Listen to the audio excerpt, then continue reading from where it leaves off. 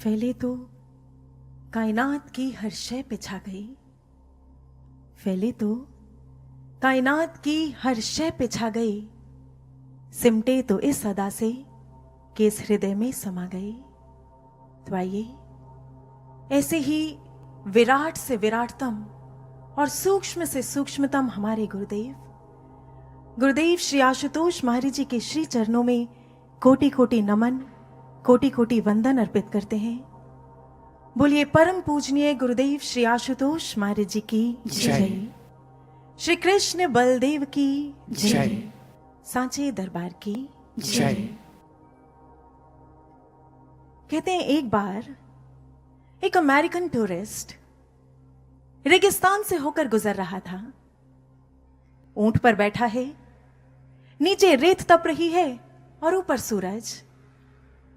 तभी ऊंट के आगे चलते चलते ऊंट वाले ने कहा, साहब रास्ता लंबा है, चलो एक पहेली गुनता हूं, बुझोगे?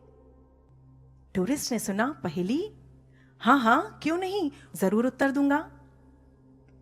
ऊंट वाले ने पहेली गुनी। कहा, ध्यान से सुनना साहब, आप सब भी ध्यान से सुनिएगा। पहेली थी, जब ना सूरज है ना चंदा है, पर प्रकाश फिर भी नहीं मंदा है। जब ना सूरज है ना चंदा है, पर प्रकाश फिर भी नहीं मंदा है। ना धरती है ना आकाश है, बूझो बूझो इसमें क्या राज है। टूरिस्ट ने सोचना शुरू किया, ना सूरज ना चंदा ना धरती ना आकाश। अरे हाँ, ये तो हमारे वेस्ट की एक बहुत ही फेमस सी पोयम है, no sun no moon no morning no नून।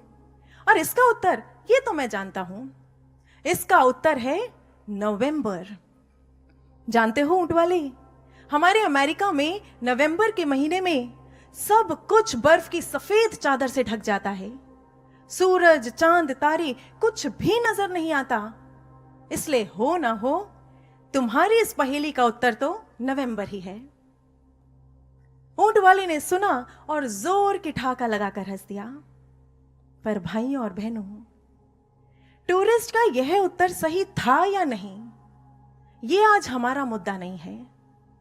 मुद्दा तो यह है कि यदि यही पहेली हमसे, हम महाराज जी के शिष्यों से पूछी गई होती तो हमारा उत्तर क्या होता? आप में से कोई बता सकता है? देखिए, पूर्ण सतगुरु के मंच से पहेली बूझी गई है। आप सब भी गुरु भक्ति के मोती चुनने के लिए यहां बैठे हैं, इसलिए इसका उत्तर भी गुरु और शिष्य के अटूट संबंध की गहराई में उतरकर ही खोजना होगा। ना सूरज ना चंदा ना धरती ना आकाश। आज हम सोच कर देखें, पिछले लगभग 8 वर्ष व्यतीत हो चुके हैं और इन 8 वर्षों में ना तो हमें महाराज जी के सूर्य रूपी स्वरूप का प्रत्यक्ष दर्शन मिला है और ना ही हम उनके वात्सल्य की शीतल चांदनी में भीग पाए हैं। महाराज जी का वो आकाशवत कृपा हस्त, उससे भी तो हम महरूम हैं। और महाराज जी के दयामय करुणामय चरण, जो धरती की तरह हमारी सारी चिंताओं का भार वहन कर लिया करते थे, वो भी हमें नहीं मिल रहे। इसलिए यदि इस पहेली को हम शिष्यों से पूछा जाए तो हमारा उत्तर तो केवल एक ही हो सकता है, और वह है प्रतीक्षा काल, इंतजार की बेला। ऐसी बेला जो एक ना एक दिन समाप्त तो अवश्य होगी, यह हम सबको विश्वास है, सबको। किंतु कब, इसका कुछ पता नहीं। पर भाइयों और बहनों, क्या ऐसे में हम शिष्यों का धर्म क्या बनता है? क्या हम यूं ही बस हाथ पर हाथ रखकर बैठ जाएं? क्या निराशा में घिरकर इन पलों के खत्म होने का इंतजार भर करते रहें?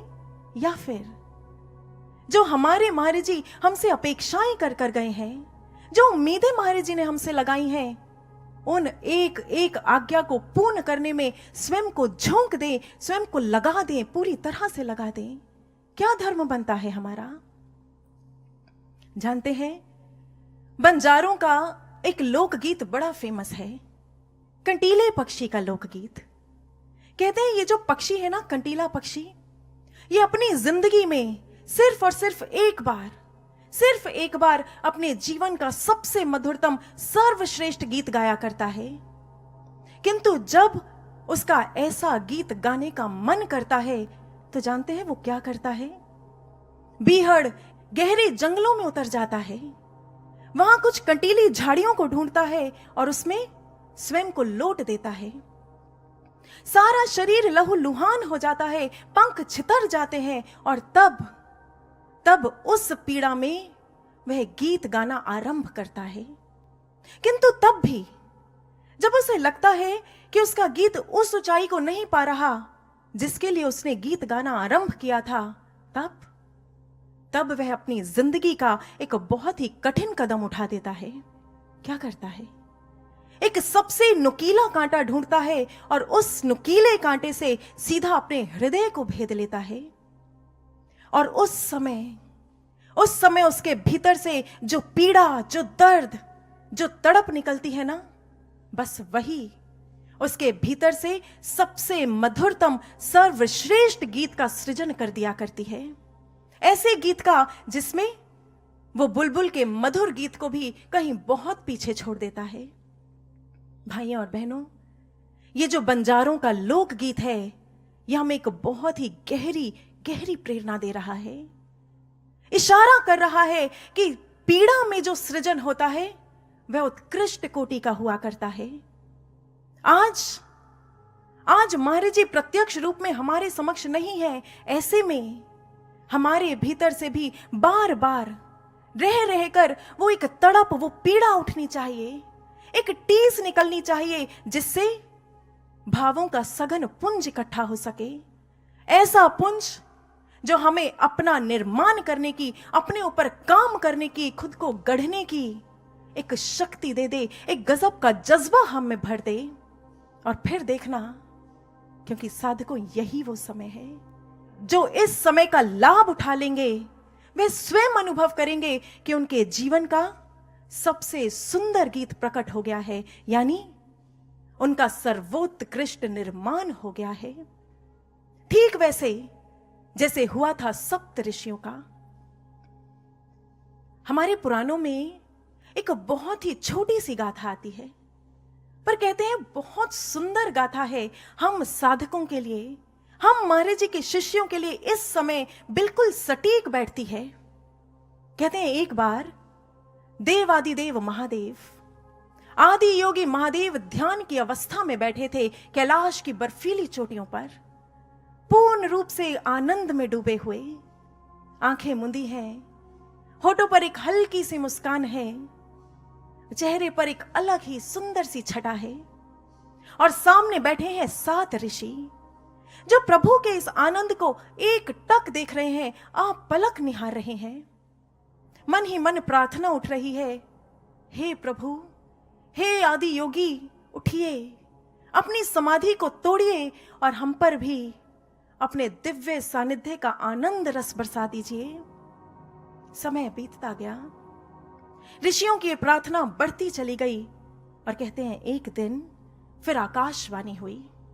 कहा, ऋषियों, इस समय आप जिस मनोभूमि पर खड़े हैं, उस मनहा स्थिति पर खड़े होकर उस ब्रह्म का और ब्रह्म के रस का आनंद नहीं लिया जा सकता, इसलिए जाइए, स्वयं को तैयार कीजिए। बस इतना सुनना था कि 7 ऋषि तड़प उठे, भीतर एक गहरी टीस उठी, एक वेदना उठी, और इसी तड़प ने जन्म दिया एक दृढ़ संकल्प को। बस फिर क्या था, स्वयं पर कार्य करना आरंभ हुआ। अपने मन को शुद्ध, पावन, पवित्र करने का एक कठोर परिश्रम हुआ। आदि योगी के समाधि से उठने के प्रतीक्षा काल को ऋषियों ने अपना परीक्षा काल बना लिया, और करते करते करते करते ऐसी मनोभूमि तैयार हुई, ऐसी मनोभूमि that after 84 long years, 84 वर्षों बाद स्वयं आदि योगी उनसे प्रसन्न हो गए और उनके समक्ष प्रकट हो गए। भाइयों और बहनों, कहते हैं ये वही समय था। आदि योगी की इसी प्रसन्नता में उस दिन धरती को प्रथम गुरु की प्राप्ति हुई थी, सर्वप्रथम गुरु की। आदि योगी ने अपनी समाधि को तोड़ा और आदि गुरु के रूप में ऋषियों के समक्ष प्रकट हो उन पर वह आनंद रस की वर्षा कर दी, अपने ब्रह्म रस में पूर्ण रूप से उन्हें भिगो दिया, सराबोर कर दिया। और कहते हैं, हमारे पुराण बताते हैं कि बस उसी दिन वे भाव पूरित 7 ऋषि महान सप्त ऋषियों में परिणत हो गए। भाइयों और बहनों, पुराणों की एक बहुत ही छोटी सी गाथा है, पर इस पूरी की पूरी घटना का अगर बड़ी ही बारीकी से एनालिसिस किया जाए तो हम पाएंगे कि ये 2 स्टेप प्रोसेस है। सबसे पहला स्टेप, जब एक भक्त, एक शिष्य के भीतर एक टीस उठती है, एक तड़प उठती है, वेदना उठती है और वह स्वयं पर कार्य करना आरंभ करता है, खुद को तैयार करना आरंभ करता है। और फिर आता है दूसरा स्टेप, जब उसके इष्ट, उसके भगवान, उसके सद्गुरु उससे प्रसन्न हो जाते हैं और उसके समक्ष प्रकट होकर उसे अपने दिव्य अलौकिक आनंद रस का पान करा देते हैं। साधकों, क्या आपको ऐसा नहीं लगता कि आज आदि योगी आशुतोष की चलाई गई इसी रीत को सतगुरु आशुतोष ने भी हम सब शिष्यों के लिए चुन लिया है? महाराज जी का ये समाधि काल, ये भी तो वही उपयुक्त समय है, नियत समय है, जब हमें भी स्वयं पर कार्य करना होगा, अपने मन को पावन पवित्र शुद्ध करना होगा, विकारों से दूर करना होगा और ऐसी तैयारी करनी होगी, ऐसी तैयारी कि हमारे सतगुरु आशुतोष भी हमसे रीझ जाएं, समाधि से उठें और इस विश्व के विराट मंच पर भगवान आशुतोष के रूप में प्रकट होकर हमें भी अपने दिव्य सानिध्य के आनंद रस में भिगो दें, हमें भी सराबोर कर दें। किंतु उससे पूर्व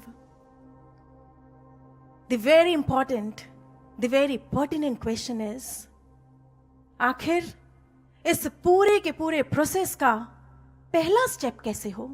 यानी हमारी तैयारी कैसी और कैसे हो, हम स्वयं का निर्माण कैसे करें, खुद अपने ऊपर काम कैसे करें, खुद अपने आप को कैसे गढ़ें।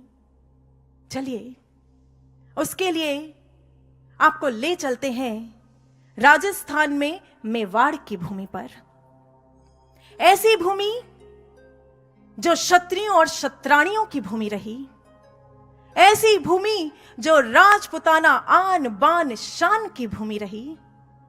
दोहराती हूं, सुनो रक्त से लिखी हुई कुर्बानी, जिसके कारण मिट्टी भी चंदन है राजस्थानी। ऐसी ही चंदनमयी मिट्टी का एक ऐतिहासिक पात्र थी रानी पद्मावती।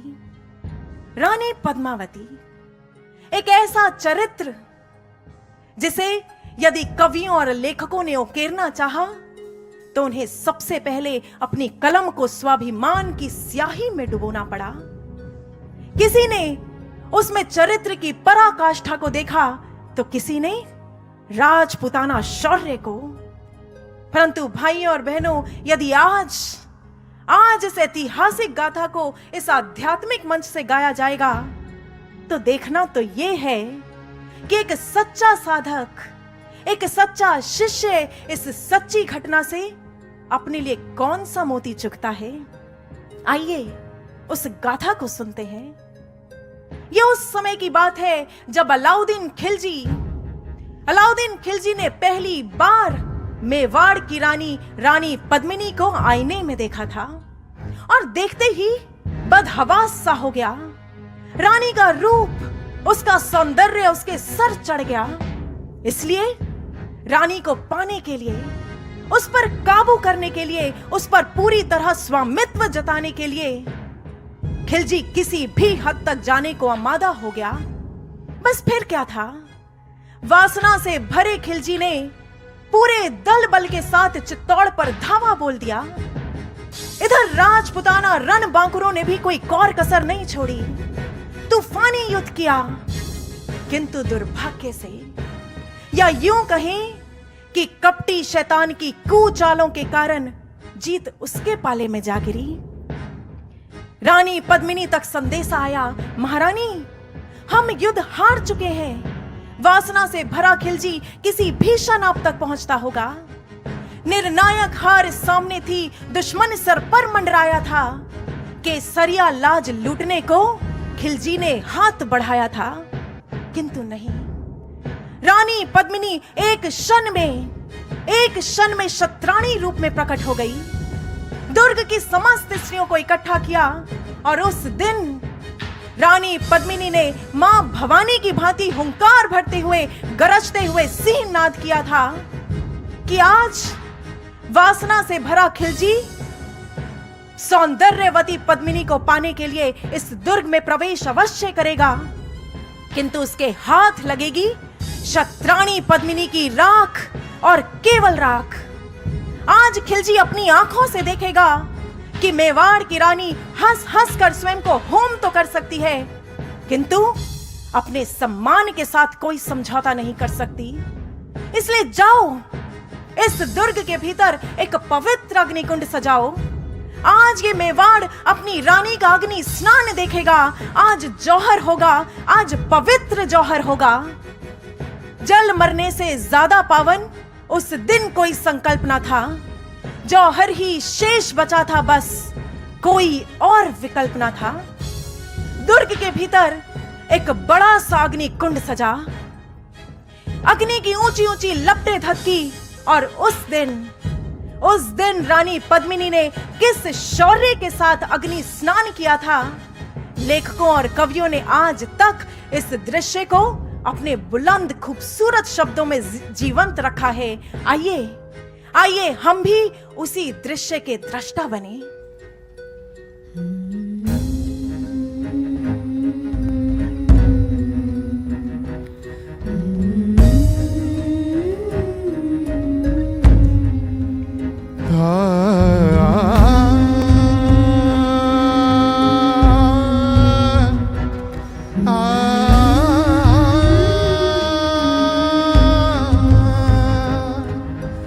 टहल गई होगी धरती, अंबर फटकर रोया होगा।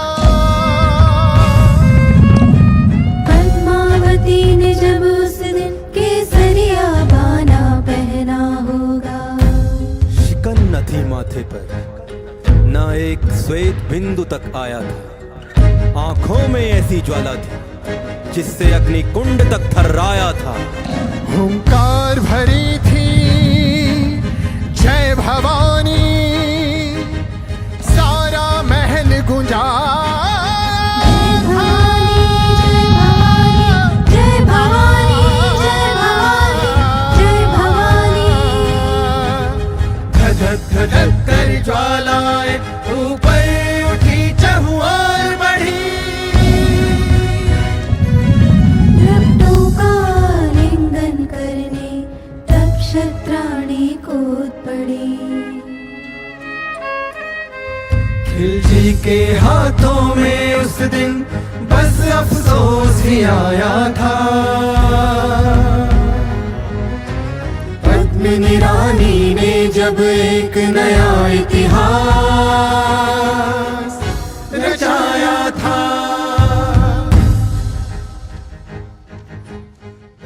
सच, रानी पद्मिनी ने इतिहास रच दिया। सोच कर देखें कैसा रोंगटे खड़े कर देने वाला दृश्य होगा वो।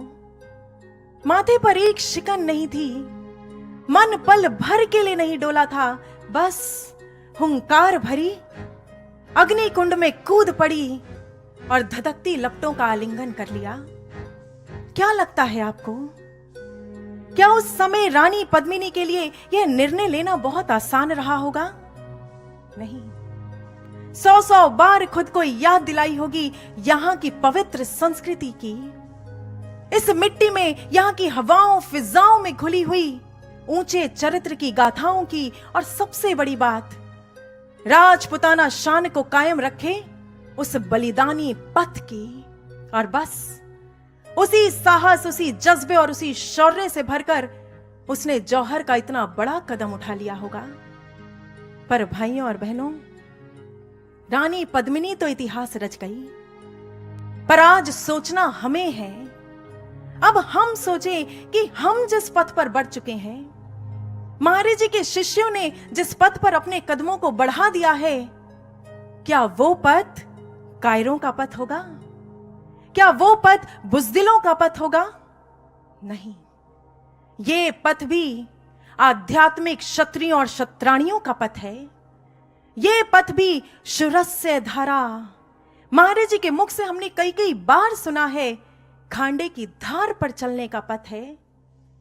फिर ऐसे में साधकों, ये पथ भी हमसे एक मांग रखता है, और कोई छोटी मोटी साधारण मांग नहीं, बहुत ऊंची मांग रखता है। कैसी मांग? बलिदान की मांग, बलिदानी जौहर की मांग। परंतु कैसा जौहर, किसका जौहर आपके मन में आ रहा होगा? क्या इस तन का? ना। चलिए, इसे समझने के लिए अब इस पूरी की पूरी घटना को एक साधक के लेंस से देखते हैं। यहां रानी पद्मिनी किसे सिंबलाइज कर रही है और खिलजी किसका प्रतीक है? साधकों, यहां रानी पद्मिनी प्रतीक है एक जीवात्मा की, इस पथ पर बढ़ते हम और आप जैसे साधक की। और खिलजी प्रतीक है विषय विकारों और व्यसनों का, एक ऐसे मन का जिसकी नजर जब जीवात्मा पर पड़ती है तो वो भी अमादा हो उठता है। उस पर काबू पाने के लिए, उस पर वश में कर लेने के लिए, उस पर अपना स्वामित्व जताने के लिए, एक जीवात्मा जिसने अपना सतित्व उस पुरुषोत्तम ईश्वर के साथ स्थापित किया होता है, उस सतित्व का हनन पतन कर देने के लिए और अपने विकारों के पूरे दल बल के साथ हम पर टूट पड़ता है। पर ऐसे में एक साधक का क्या रोल होना चाहिए? क्या वो आत्मसमर्पण कर दे? क्या अपने ईर्ष्या, द्वेष, घृणा, छल, कपट ऐसे विकारों के आगे घुटने टेक दे, हार मान ले? नहीं भाइयों और बहनों, जिस समय एक साधक को लगता है कि उसके विकार उस पर हावी होने का प्रयास कर रहे हैं, तो वो भी पद्मिनी की ही भांति हुंकार भर उठता है कि नहीं, इन काम, वासना, ईर्ष्या, द्वेष, घृणा की भावनाओं को अपने ऊपर हावी नहीं होने दूंगा, मैं इनका स्वामित्व स्वीकार नहीं करूंगा। और तब वो भी अपने जिंदगी का एक फाइनल स्ट्रोक खेलने के लिए तैयार हो जाता है। वही पथ चुनता है जो उस समय मेवाड़ की क्षत्राणी ने चुना था, जौहर का पथ। साधकों, रानी पद्मिनी ने तो एक बाहरी अग्निकुंड सजाया था, किंतु एक साधक का अग्निकुंड, वो तो उसी के भीतर सजा है, जिसे ज्ञान दीक्षा के समय स्वयं सद्गुरु स्थापित किया करते हैं। कहां? यहां इस आज्ञा चक्र पर, यहां तृतीय नेत्र पर, यहां इस जगह पर वो ज्ञान अग्नि, ब्रह्म अग्नि पल पल जाज्वल्यमान है। इससे पहले कि विकार साधक पर हावी हो, एक साधक इस कुंड में उतर जाता है, यहां इस ज्ञान अग्नि में स्नान करता है, माने ध्यान की गहराइयों में इतना गहरा उतर जाता है, इतना गहरा कि इस ब्रह्म अग्नि के साथ, ज्ञान अग्नि के साथ जुड़ जाता है, उसमें इकमिक हो जाता है, पूरी तरह से लीन हो जाता है कि ये विकार चाहकर भी उस पर हावी होना तो दूर, उसे छू तक नहीं पाते। उस समय साधकों, पद्मिनी रूपी जीवात्मा का सतित्व वो जीत जाता है, विजय श्री को प्राप्त करता है। ये है भाइयों और बहनों एक साधक का जौहर, एक सच्चा जौहर, आध्यात्मिक जौहर। पर एक बात और कहना चाहेंगे, इतिहास के गलियारों ने तो इस बाहरी जौहर को यदा कदा कभी कभी देखा होगा, किंतु एक सच्चा साधक वो तो पल पल जौहर करता है, दिन में कई कई बार उसे करना पड़ता है। आपका खुद का एक्सपीरियंस रहा होगा, जरा सा कुछ मिल जाए अहंकार सर उठाने लगता है, पर यदि किसी और का निर्माण हो जाए, किसी और का उत्थान हो जाए, तो यही मन ईर्ष्या, द्वेष, घृणा की भावनाओं से लबालब भर उठता है। हमारी आंखें एक गलत दृश्य को देख लें, बस मन उसी की ओर हमें खींचना शुरू कर देता है, आकर्षित करता है, और जब बात हो किसी को पीछे खींचने की, पीछे हटाने की, तो हमारा ये मन खिलजी की ही तरह छली और कपटी होने में भी देर नहीं लगाता। ये हम सबका एक्सपीरियंस होगा, सबका अनुभव होगा। पर साधकों सावधान, जब जब भी ये विकार एक साधक पर हावी होने लगे तो उसी समय सतर्क हो जाना, चौकन्ना हो जाना, अपने एक एक विचार पर तीखी पैनी नजर रखना। एक बार एक स्वामी भैया, जिनकी जेल में प्रचार करने की सेवा थी, वे सेवा में जाने से पहले महाराज जी की कक्ष में महाराज जी को प्रणाम करने के लिए गए और अभी प्रणाम करके उठे ही थे कि महाराज जी ने एक इंग्लिश की कोटेशन बोली। और ये तो हम सब जानते ही हैं, महाराज जी के मुख से निकला एक एक शब्द, महाराज जी के एक एक शब्द का चयन वो ऐसा ही साधारण नहीं होता, बहुत बहुत गहराई रखता है। महाराज जी ने कहा, peace breakers can be transformed into peace makers, but they have to awaken vital vigilance within them. Maharaj ji ने स्वामी भैया से पूछा, जानते हो ये वाइटल विजिलेंस क्या होता है? भैया ने झट उत्तर दिया, हां जी महाराज जी, विजिलेंस तो पता है, ये वो डिपार्टमेंट होता है जो करप्शन पर या किसी गलत काम पर तीखी पैनी नजर रखता है और फिर उसे होने नहीं देता। पर महाराज जी वाइटल, अभी भैया सोच ही रहे थे कि महाराज जी ने गंभीर स्वर में कहा, आत्मिक चैतन्यता, आत्मिक सतर्कता। एक ब्रह्म ज्ञानी साधक की चेतना को इतना जागृत, हर पल इतना जागृत होना चाहिए कि वह अपने मन में उठते एक एक विचार पर तीखी पैनी नजर रखे और फिर जब यही विचार विकारों का रूप लेकर उस पर हावी होने का प्रयास करे तो वो उसी समय सतर्क हो जाए, सावधान हो जाए, चौकन्ना हो जाए और फिर यही वाइटल विजिलेंस एक साधक को गाइड करे।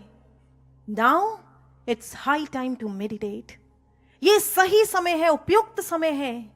जाओ, ध्यान में उतर जाओ, इस ज्ञान ज्योति के साथ, ब्रह्म ज्योति के साथ इकमिक हो जाओ, तभी तुम अपने विकारों से अपनी रक्षा कर सकते हो। ये महाराज जी का सूत्र है।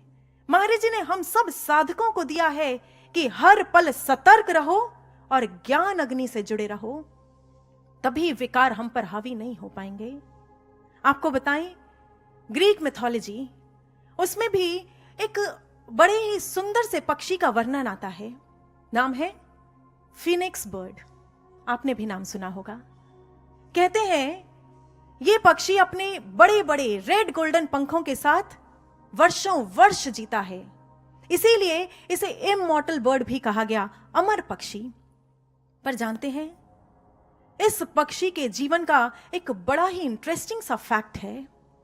कहते हैं कि बेशक ये पक्षी अमर है, वर्षों वर्ष जीता है, किंतु हर 500 साल बाद जब उसे ये लगने लगता है कि उसकी सुंदरता कुछ घटने लगी है, उसकी कांति कुछ फीकी पड़ने लगी है, उसकी कमजोरियां उस पर हावी होने का प्रयास कर रही हैं, तब वह क्या करता है? एक कठिन कदम उठाता है। वो अपने ही घोंसले में आग लगा देता है और उसमें कूद जाता है, खुद को भस्म कर लेता है। यस, ही बर्न्स हिमसेल्फ इनटू एशेस। और फिर ग्रीक मिथोलॉजी कहती है कि फिर इसी राख से जन्म होता है एक नवीन सुंदर कांतिमय फिनिक्स का, एक ऐसे पक्षी का जो अपने आप में परफेक्ट है, गुणों से भरा हुआ है, अवगुणों से, दोषों से रहित है। भाइयों और बहनों, ठीक इसी तरह जब जब भी एक साधक के भीतर ये इच्छा उठती है कि वो भी सुंदर हो जाए, सद्गुणों से भर उठे, अपने विकारों को दूर कर दे, तो शर्त एक ही है, साधना में उतरना ही होगा, ज्ञान की अग्नि के साथ इकमिक होना ही पड़ेगा, उसमें मिलना ही पड़ेगा, और कोई मार्ग ही नहीं है। This is an invincible law. अध्यात्म के जगत की यह एक अटल रीत है जिसे टाला नहीं जा सकता। आप कभी अपने पुराने ग्रंथों को खंगाल कर देखिएगा, ऐसे ऐसे चमकते हुए रत्न मिल जाएंगे जो इस रीत को निभा भी गए और हमें बहुत कुछ समझा भी गए। ऐसा ही एक उज्जवल सा चमकता हुआ रत्न हमें दक्षिण भारत के ग्रंथों में मिलता है, भक्त नंदनर का। कहते हैं नंदनर एक बहुत बड़ा शिव भक्त था, किंतु दुर्भाग्य से उसका मंदिर में प्रवेश निषेध था। मंदिर के पुजारी उसे नीच कहते, निम्न कहते और उसे मंदिर में प्रवेश नहीं देते। देखिए, भक्त है किंतु आज तक अपने प्रभु का दर्शन नहीं किया है। प्रभु के शिवलिंग पर जल चढ़ाने का, अपने हाथों से जल चढ़ाने का उसे सौभाग्य नहीं मिला है। बस सुबह सुबह मंदिर के द्वार पर आता, वहीं पर माथा टेकता और वहां से वापस लौट जाता। मन के भीतर एक इच्छा हर पल उठती रहती, हे प्रभु, कब आपके दर्शन होंगे, कब आपके मंदिर में प्रवेश कर पाऊंगा, कब आपके पास, आपके सानिध्य में आ पाऊंगा, मुझ पर भी कृपा कीजिए, दया कीजिए। पर कहते हैं ना, भक्त का हृदय बड़ा ही गजब का होता है। एक दिन नंदनर के मन में एक इच्छा उठी, और कोई छोटी मोटी साधारण सी इच्छा नहीं, एक ऐसी इच्छा जिसका पूर्ण होना लगभग असंभव था। तमिलनाडु का एक सबसे प्रख्यात विख्यात सबसे बड़ा मंदिर है चिदंबरम मंदिर। उसके मन में इच्छा उठी कि वो चिदंबरम मंदिर में रखे भगवान की नटराज की मूर्ति का दर्शन कर सके। देखिए कितनी कमाल की बात है। जानता है लोग नहीं मानेंगे, पुजारी मंदिर में प्रवेश नहीं देंगे, पर फिर भी भक्त अपने हृदय का क्या करे। समय बीतता गया, नंदनर के भीतर की यह इच्छा पुरजोर होती चली गई, प्रार्थनाएं बढ़ती चली गई, और फिर आखिरकार एक दिन स्वयं महादेव ने नंदनर को स्वप्न में दर्शन दिए। कहा, नंदनर, तुम चिदंबरम मंदिर में रखी मेरी नटराज की मूर्ति का दर्शन करना चाहते हो ना, तो फिर ठीक है, आज हम तुम्हें कहते हैं कल सुबह चिदंबरम अवश्य आना, पर कैसी भी परिस्थिति हो उसे पार कर हम तक जरूर पहुंच जाना। नंदनर प्रसन्न हो गया, सच प्रभु, क्या सच में कल मुझे आपका दर्शन होगा? क्या सच में मैं मंदिर में प्रवेश कर पाऊंगा? प्रभु मुस्कुरा दिए, अंतर ध्यान हो गए। रात गहराई, और उसी दिन उसी रात अब महादेव ने उस मंदिर के पुजारी को भी दर्शन दिए। कहा, जानते हो, कल नंदनर चिदंबरम में प्रवेश करने का प्रयास करेगा। पर पुजारी घबरा गया, प्रभु ऐसा कैसे, उसका तो प्रवेश निषेध है। महादेव ने कहा, तो फिर ठीक है, कल ऐसा करना कि मंदिर के द्वार पर एक अग्नि कुंड सजा देना, और उससे कहना कि यदि वो मेरे दर्शन करना चाहता है तो इन अग्नि की लपटों से गुजर कर करे। अब पुजारी भी खुश है। अच्छा, तो कल नंदनर की चिता जलेगी वहां।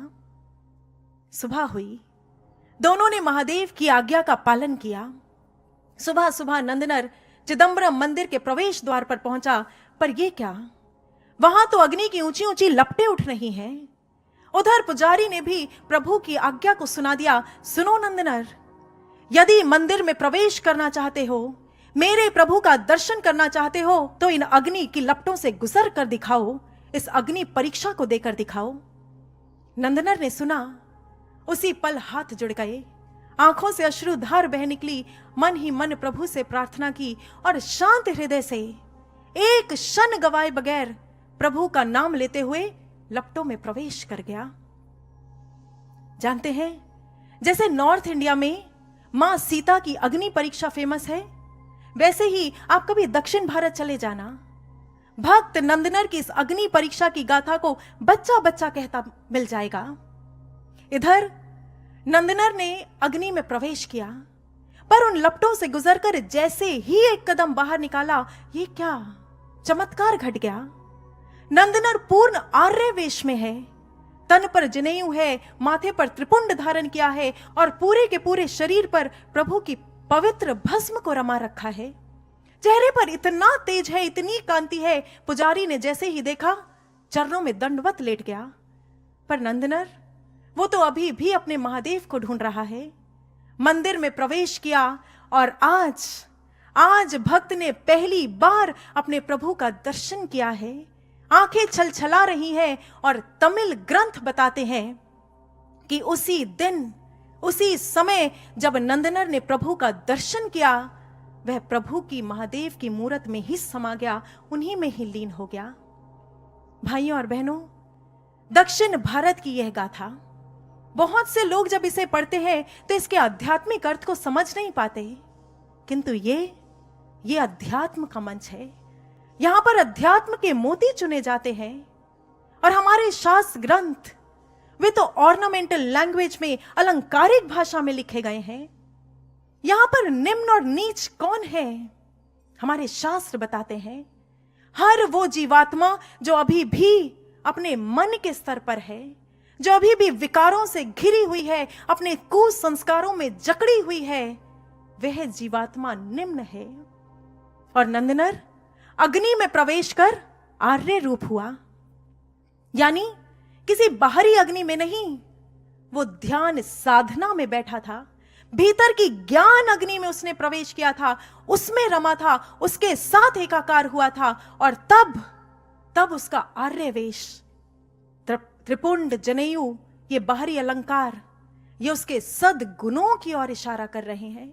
यानी मन के स्तर से इतना ऊपर उठ गया था, विकारों को दूर कर कर सद्गुणों को धारण किया था, सद्गुणों से अपना श्रृंगार कर लिया था। और फिर क्या घटा? कहां तो नंदनर केवल मात्र अपने प्रभु का दर्शन भर करना चाहता था, और कहां देव रूप होकर महादेव में ही लीन हो गया। भाइयों और बहनों, यह है अध्यात्म का पथ, और यही एक पथ है। ज्ञान की अग्नि में उतरना ही पड़ेगा, ध्यान साधना में बैठना ही पड़ेगा, सद्गुणों को धारण करना ही पड़ेगा, यदि हम अपने इष्ट, अपने भगवान, अपने सद्गुरु से मिलन स्थापित करना चाहते हैं। और कोई शॉर्टकट है ही नहीं, और कोई मार्ग है ही नहीं। परंतु आज आपसे पूछते हैं, कहीं ऐसा तो नहीं कि सारी की सारी चर्चा को सुनकर मन के भीतर कुछ उथल पुथल हो गई हो, थोड़ी सी घबराहट हो रही हो, सिरहन पैदा हो रही हो कि अरे ऐसा कैसे, ये हमसे कैसे हो पाएगा? ज्ञान अग्नि में उतरना, मन से युद्ध करना, मन के विरुद्ध जाना, विकारों को दूर करना, नहीं, ये हमसे नहीं होगा। अरे ये तो कोई महान विरले संत महापुरुष हुआ करते थे जो ऐसा कर गुजरे, हम कहां? पर साधकों, आज स्वयं अपने आप से पूछें, क्या सचमुच हम और आप साधारण हैं? क्या सच में हम अपनी एक छोटी सी फैमिली या संसार के छोटे छोटे दायरों के लिए ही आए हैं? याद करना महाराज जी के उन शब्दों को। महाराज जी ने कहा था, हो संतान मेरी साधारण नहीं हो, आए इस जगत में अकारण नहीं हो। कि हम अकारण ऐसे ही बिना किसी उद्देश्य के यहां नहीं आ गए। याद रखिए, जिस दिन हमें ज्ञान दीक्षा मिली थी, जिस दिन ज्ञान मिला था, बस उसी समय, उसी क्षण हमारे लिए एक विराट, एक महान लक्ष्य को तय कर दिया गया था। मुझे याद है, एक बार महाराज जी संगत के बीच बैठे थे, बहुत बहुत प्रसन्न थे, मुस्कुरा रहे थे, और तभी अचानक महाराज जी ने संगत से पूछा, अच्छा जानते हो कि चाणक्य ने चंद्रगुप्त को अपनी शरण में क्यों लिया था? संगत से ही एक गुरु भाई उठे, कहा, महाराज जी, हाँ, शायद चाणक्य चंद्रगुप्त से अखंड भारत का निर्माण कराना चाहते थे। महाराज जी ने सुना, मुस्कुरा दिए, और फिर एक क्षण में उसी वक्त महाराज जी ने पूछा, अच्छा तो फिर ये बताओ कि हमने आपको अपनी शरण में क्यों लिया है? उन गुरु भाई ने थोड़ा सा सोचा, मनन चिंतन किया, और फिर महाराज जी को कहा, महाराज जी, हो सकता है शायद आप भी हमसे अखंड भारत का निर्माण कराना चाहते हो। तभी वहां पर एक और गुरु भाई बैठे थे संगत में ही, वे उठे और उन्होंने एकदम से महाराज जी को कहा, नहीं नहीं महाराज जी, आप हमसे अखंड भारत का नहीं, आप तो पूरे विश्व के लिए आए हैं, इसलिए आप हमसे अखंड विश्व का निर्माण कराना चाहते हैं। महाराज जी ने सुना, पर इस बार महाराज जी गंभीर हो गए, कुछ क्षण मौन रहे, और फिर उस दिन जो महाराज जी ने कहा था ना, साधकों, वो हमारे लिए बहुत पते की बात है। हो सके तो आज गांठ बांध लेना, भीतर तक उतार लेना। महाराज जी ने कहा था कि हमने आपको अपनी शरण में इसलिए लिया है ताकि आप अपनी अखंड साधकता का निर्माण कर सकें और फिर इसके आधार पर आप अखंड भारत, अखंड विश्व और एक नए युग का निर्माण कर पाएंगे। अभिलाषा गुरु की हम भी चमके गगन के तारों से, झलके अब व्यक्तित्व हमारा कुंदन श्रेष्ठ विचारों से, सत्य अहिंसा त्याग तप पहचान बने हमारी, और फिर हमसे प्रेरित होकर दुनिया कदम बढ़ाए सारी। आपने महाराज जी की उम्मीदों की ऊंचाई को देखा है। सत्य तप अहिंसा त्याग अखंड साधकता। महाराज जी ऐसे ऐसे गुणों से हमें सजा हुआ देखना चाहते हैं, हमारा श्रृंगार देखना चाहते हैं। तो फिर माना ये इतना आसान नहीं होगा। श्रेष्ठ गुणों को धारण करना, विकारों को दूर करना, माना ये आसान नहीं होगा। पर भाइयों और बहनों, क्या हम अपने सतगुरु के लिए ये संघर्ष नहीं कर सकते? महाराज जी जिस विराट और महान लक्ष्य को हमारे समक्ष लेकर आए हैं, क्या उसके लिए हम थोड़ा सा दर्द, थोड़ी सी पीड़ा नहीं सह सकते? स्वयं आज अपने आप से प्रश्न करें। जानते हैं एक इंसान के दर्द सहने की लिमिट कितनी होती है? साइंटिस्ट बताते हैं कि एक इंसान ज्यादा से ज्यादा 45 डेसिबल यूनिट्स का पेन सह सकता है। यदि यह पीड़ा इससे ज्यादा बढ़ती है तो इंसान वहीं पर दम तोड़ देता है। परंतु साइंटिस्ट ये भी जानते थे कि एक मां जब वह एक नन्हे से शिशु को जन्म देने वाली होती है तो वह जिस लेबर पेन से गुजरती है वो बहुत अधिक होता है।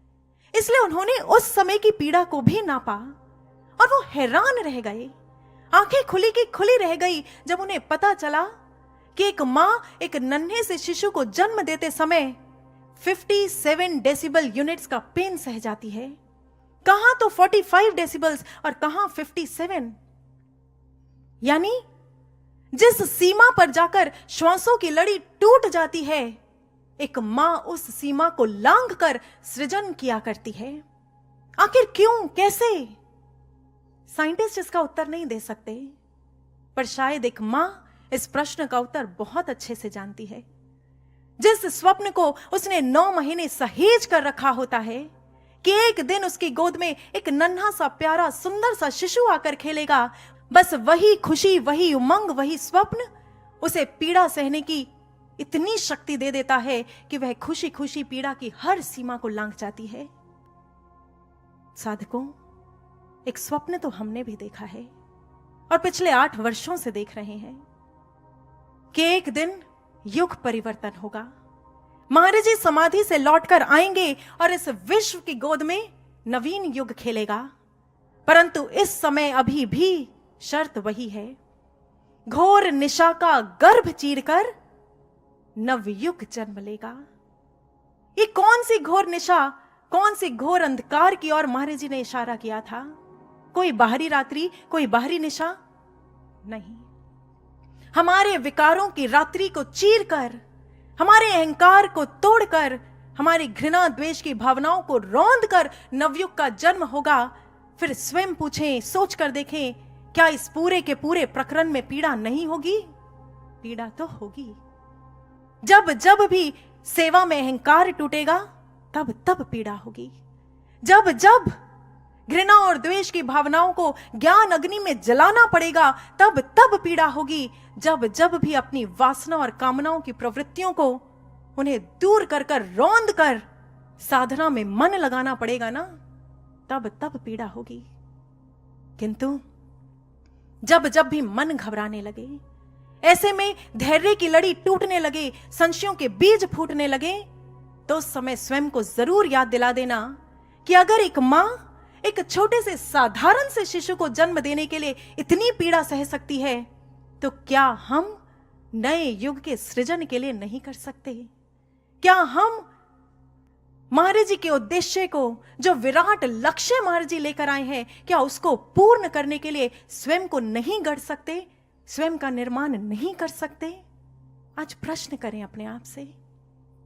चलिए अंत में चलते चलते आपको एक और भक्त की गाथा जरूर सुनाना चाहेंगे। एक ऐसे भक्त की जिसको आप जानते भी होंगे और जानकर भी नहीं जानते होंगे। नाम हजारों हजारों बार सुना होगा, पर सुनकर भी नहीं सुना होगा। क्या पहचान पाए हम किस भक्त की बात कर रहे हैं? नहीं? एक हिंट देते हैं।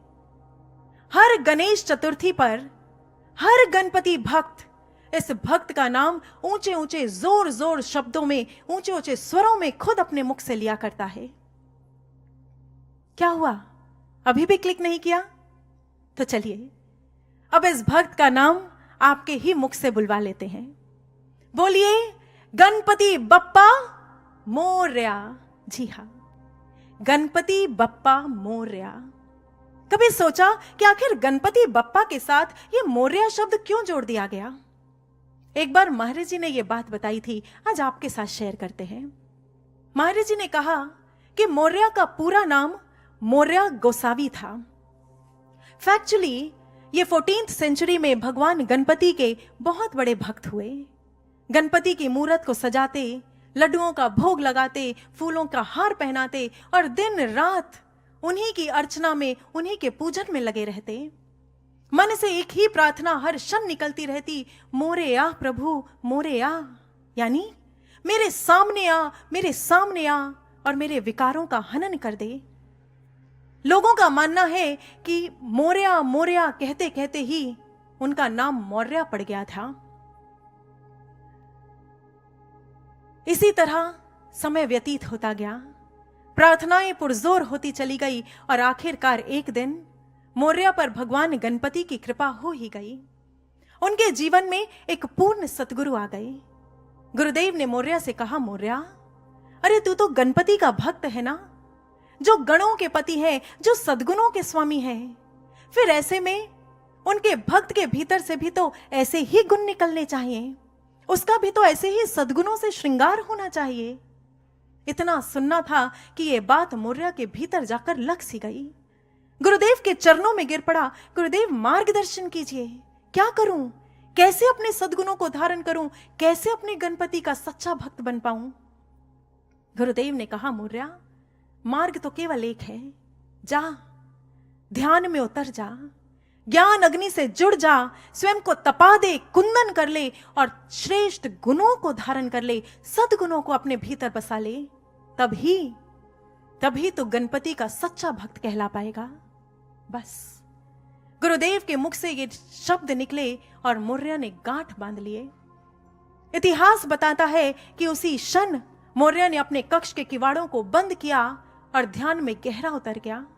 इतना गहरा उतर गया कि अपनी ज्ञान अग्नि के साथ पूरी तरह से इकमिक हो गया, लीन हो गया, उसी में जज्ब हो गया। और उधर चिंचवड़ गांव, चिंचवड़ जहां पर मौर्या ने ध्यान समाधि ली, पूरे के पूरे गांव में यह बात आग की तरह फैल गई कि मौर्या ने स्वयं को अग्नि के सुपुर्द कर दिया है। पर भाइयों और बहनों, मौर्या ने किसी बाहरी अग्नि में कूद नहीं लगाई थी, किसी बाहरी अग्नि में स्वयं को अर्पित नहीं किया था। अब इतनी चर्चा के बाद हम और आप इस बात को बहुत अच्छे से समझ चुके हैं कि वो ध्यान में उतरा था और भीतर की ज्ञान अग्नि में स्वयं को अर्पित किया था। और इस बात का प्रमाण मिलता है इस स्टोरी के सेकंड हाफ से, जब मौर्या की इसी ध्यान साधना से एक दिन भगवान गणपति प्रसन्न हो गए और उसके सामने प्रकट होकर कहने लगे, मौर्या मांग, आज जो चाहता है मांग ले, तुझे मैं वही दे दूंगा। मौर्या ने कहा, प्रभु मांगू, पर क्या मांगू? जिस मन में इच्छाएं उठती थी वो तो कहीं बहुत पीछे छूट गया है, अब क्या मांगू? गणपति और प्रसन्न हो गए, कहा, मौर्या तभी तो तुझे कुछ देना चाहता हूं। तूने ऐसे सद्गुणों से अपना श्रृंगार कर लिया है और मुझ गणपति को प्रसन्न कर लिया है, इसलिए आज अपने लिए ना सही मेरी प्रसन्नता के लिए कुछ मांग ले। उस समय मौर्या ने हाथ जोड़े और कहा, प्रभु बस फिर तो इतना ही देना कि मैं आप में पूरी तरह से लीन हो जाऊं, मेरा और आपका ऐसा अटूट बंधन बंधे जो कभी कभी ना टूट पाए, किसी के तोड़ने से भी ना टूट पाए। गणपति ने अपने हाथों को उठाया, तथास्तु कहा, और बस तब से लेकर आज तक गणपति बप्पा और मौर्या का ऐसा अटूट बंधन बंधा कि हर गणपति भक्त के मुख पर सज गया, गणपति बप्पा मौर्या, गणपति बप्पा मौर्या। साधकों, हमारा इतिहास ऐसी कितनी ही गाथाओं से भरा है, कितने ही ऐसे भक्त, कितने ही ऐसे शिष्य हैं जो ऐसा कर गुजरे। किंतु आज सोचना तो ये है कि आखिर कब तक हम इतिहास की गाथाओं को पढ़ते भर रहेंगे? कब तक इन शिष्यों और भक्तों की गाथाओं को सुन सुनकर खुश होते रहेंगे? आज स्वयं से प्रश्न करें कि यदि इतिहास के भक्त ऐसा कर सकते हैं तो आज हम सद्गुरु भगवान के शिष्य क्यों नहीं कर सकते? क्या कमी है? क्या नहीं मिला हमें? हमें भी तो पूर्ण सद्गुरु का सानिध्य मिला है, हमें भी तो महाराज जी का मार्गदर्शन मिला है, वो ब्रह्म ज्ञान मिला है, हमें भी तो महाराज जी का वो कृपा प्रसाद मिला है, उनका प्रेम मिला है, सब कुछ मिला। फिर क्यों हमारे प्रयासों में देरी हो रही है?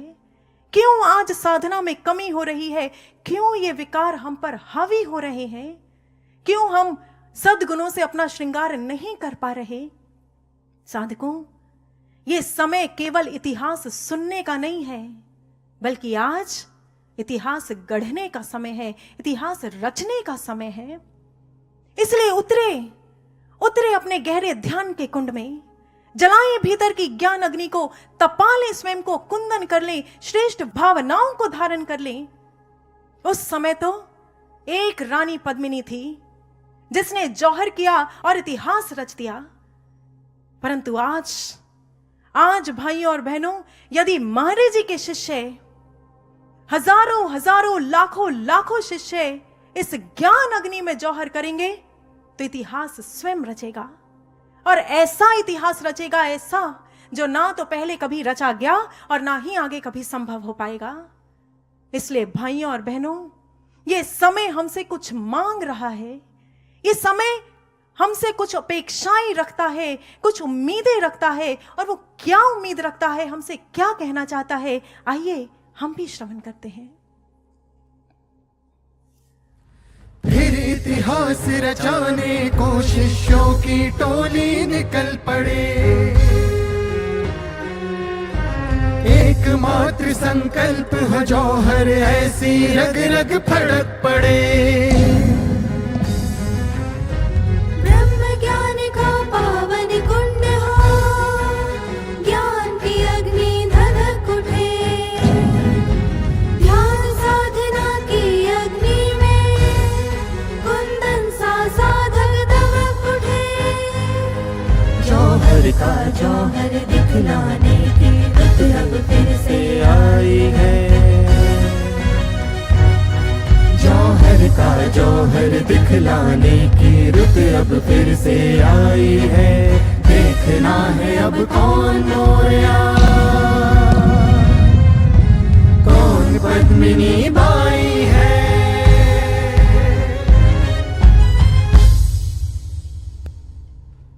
सच, इस समय कौन महाराज जी का मौर्य और कौन आध्यात्मिक जौहर करने वाली पद्मिनी बाई बन पाएगा? भाइयों और बहनों, ये तो समय ही तय करेगा। किंतु आज हम अपने सद्गुरु भगवान को प्रसन्न करने का एक ईमानदार प्रयास जरूर कर लें। ये समय हमसे बस यही उम्मीद रखता है, यही मांग रखता है। तो बोलिए, गुरुदेव श्री आशुतोष महाराज जी की जय, सांचे दरबार की जय।